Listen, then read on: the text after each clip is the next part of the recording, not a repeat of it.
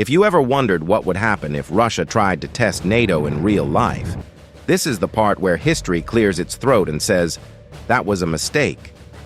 Because in August 2025, the Ford Carrier Strike Group wasn't doing anything dramatic.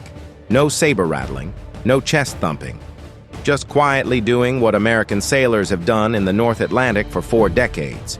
Keeping global trade moving so your IKEA furniture arrives missing exactly 1 screw.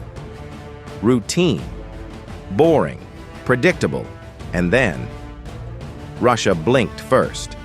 Russia didn't stumble into NATO. They walked straight toward it with a clipboard.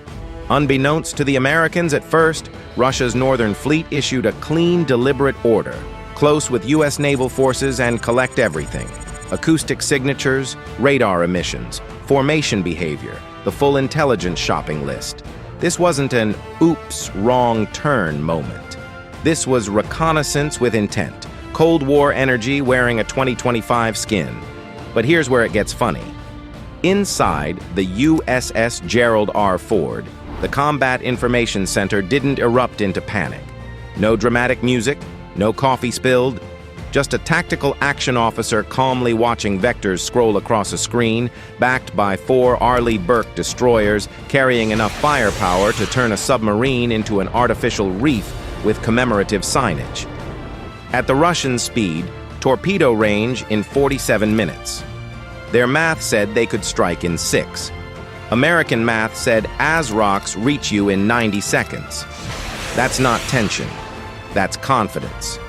And at 15:03, when the admiral was asked about Russian intent, the answer was obvious. Same heading, same speed. Intelligence collection range in 40 minutes. Recommendation, general quarters, response. Let's see how badly they want to embarrass themselves first. That line alone should be framed and hung in the Pentagon. But here's the transition. Because Russia wasn't done yet. They thought they were being subtle. They weren't. Which brings us to fact number 2. The moment Russia approached NATO, the Internet of War woke up. Within seconds, Link 16 lit up like a Christmas tree. Submarine data didn't just stay on American screens. It auto-shared across every NATO asset in the region.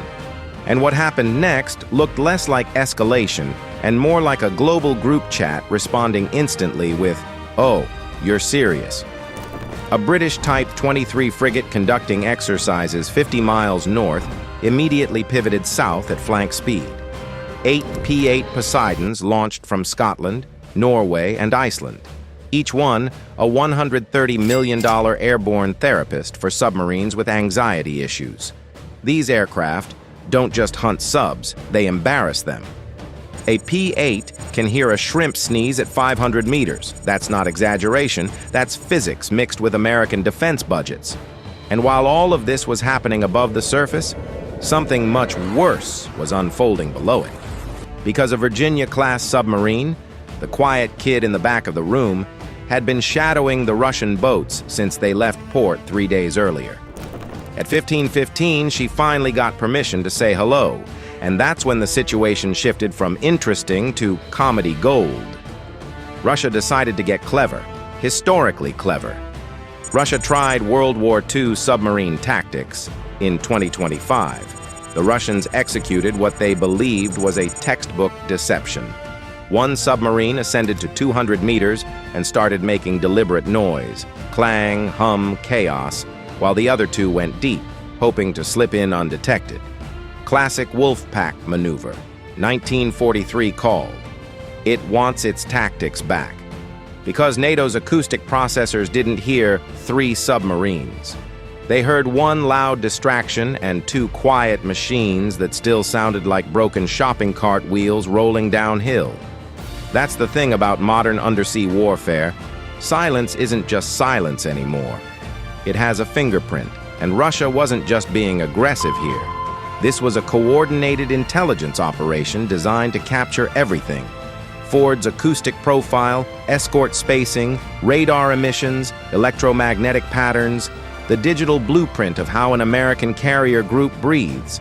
In theory, that data helps you plan a fight. In reality, it triggered one. because by the time the Russians realized how many ships and aircraft were converging on their position, it was already too late. The NATO response didn't arrive. It collapsed inward, like a swarm of Karens descending on a restaurant manager who just said, "The ice cream machine is broken." And that's where we're going next, because by 2000 hours, the first P-8 arrived overhead, and the Russians were about to learn what hammering means in NATO vocabulary. And trust me, this is where things stop being polite and start being loud.